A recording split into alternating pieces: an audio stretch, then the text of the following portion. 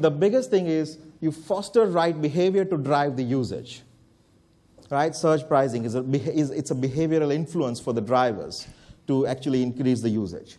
And you collect the data. See, the advances in machine learning and data and the storage and all these technologies allows to create and collect the data that you can put to good algorithms and actually use it to curate content and right behaviors. Let's take some example. Xero. Who here uses the Xero financial accounting management system? Yes? That's a great example of a platform business model. Hotel accommodation, Airbnb, we talked about Uber, Apple. Apple, I love this example because Apple was the first one who came up with this iOS and a developer kit where people literally, what used to be in a software industry before 2000, what used to be, thousands of dollars of software now become available as apps for $2.99 or free. We think $5 app is expensive. Right? See, what that did was it actually connected the developers to drive innovation with consumers. And it opened up the whole innovation economy. Some of the examples we have. So, how do you define a platform business model? See, the first aspect is the business. It's a business that is based on enabling value-creating interaction between consumers and external producers. It provides an open, and I underline, open, participatory environment and infrastructure to enable those interactions and sets the governance conditions for them. This is like a textbook definition, okay? And the platform's overarching purpose is to consummate matches, Tinder matches, location-based matches, right? Or matching a driver with a passenger. Its role is to curate those matches. Are the right matches being curated? To facilitate the exchange of goods or services or exchange of social currency, Facebook likes or Instagram, likes, thereby enabling value creation for all participants. And value may be created and exchanged based on a connection that the platform facilitates. So far, so good? Yes. Okay. So here's my prediction. Here's what I think is happening and is going to happen. We are just getting started. We have seen the rise of the platform economy and the platform business models over the last 10 years. I think it's a beginning. It's a 1% penetration. There's a 99% of the opportunity of the platform business to go. And we have an opportunity to actually participate in the platforms. You got a question, Jonathan? I'll take about 20% of it. You think it's a 20%? I'll take about 20% of it. You can take 20% of that. That's right. It's about right experiments, right culture, and right investment portfolio to grab 20% of the remaining 99%. Sure. And that's where I sincerely believe we have a $1 billion opportunity here for anyone sitting in this room. See, you choose to disrupt your own industry or be disrupted. And every industry, and this is a bold prediction, when I say every industry, I'm willing to put my name, my heart on the line, I think every industry is going to be disrupted. There's not a single industry not. Question, Paul? Can you have a microphone here? Thank you. It's kind of a question and an observation.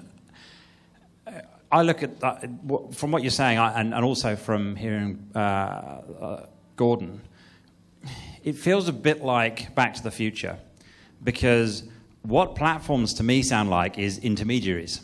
And the last sort of cycle of disruption was disintermediation, right? Everyone saw the closing of the local travel agent, and et cetera, et cetera. Yep. And what platforms look like is kind of like automatic intermediaries. And so is that, are we actually seeing Back to the Future, do you think? Is that actually where this is headed? It's like re-intermediation. See, it's a great question. Thank you. See, think about it, right? There are a lot of intermediaries currently being disrupted by the platforms. So when Apple came up with iTunes and whole music, the music industry got disrupted because you can buy a single song. All the intermediaries who were record companies got out. So the first thing to get is platforms disrupted the traditional intermediaries. And if you have a business or an industry where there are traditional intermediaries, I'm willing to sign a piece of paper today, they will be disrupted in 3 years' time. Traditional intermediaries, okay? Now, you make a very valid point. It's starting to become an intermediary of its own, right? Correct. And hold that thought. We're going to get into that. So, and we have this evidence of this disruption that we have seen, and we can, I can have a lot of examples of this where, transport and taxi got disrupted by Uber. I'm not going to repeat that. Okay.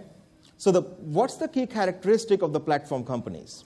Well, the first thing is matching, the supply and demand side, and playing the matching role, right? These are the key concepts you want to start to digest. The second aspect is ecosystem. Gordon's previous session was entirely about ecosystem, right? See, in an insurance sector, so I love this example, and I worked with the insurance company. So ecosystem, traditionally, insurers have manufactured insurance policies and made a lot of noise in the market by virtue of marketing, right? And then consumers acquire the products. You guys with me? Now, insurance industry is moving to an ecosystem model in terms of the innovation and the platform models is where, how do we meet the need of our customers? Go back to the previous session where Gordon talked about, right? What are the needs of an existing customers that we are currently not meeting? But do we have partner ecosystem that can actually meet the same needs of those customers? So you add the demographic trends, we have aging population in Western economies. Okay, well, but people want to live in their homes longer before they move to the retirement homes, right? So are there service providers that actually enable people to live in their homes for a longer duration?